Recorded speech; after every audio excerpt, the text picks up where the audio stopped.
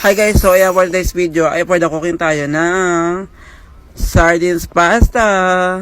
At ayan na nga mga kaasim ay naghiwa na tayo ng sibuyas at bawang para sa ating panggisa.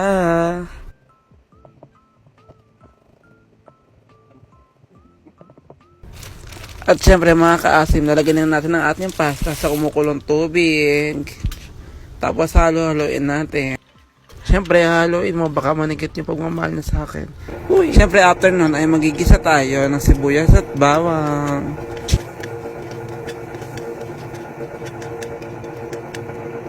So, yun na nga, kailangan lang natin siyang igisa ng power para hindi tayo iwan.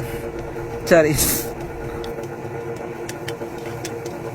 At eto na nga, ibubuhos ko na din yung aking biniling 5-5 sardines.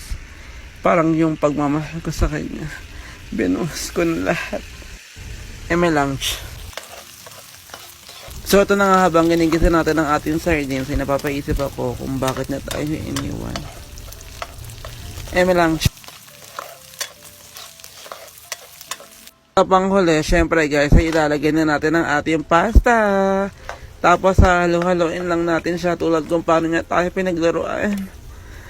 Charas.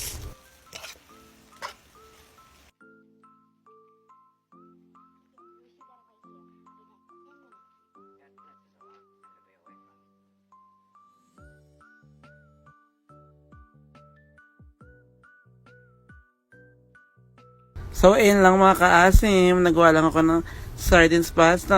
At syempre, nagawa na din ako ng kapartner mo, Charis Tinapay.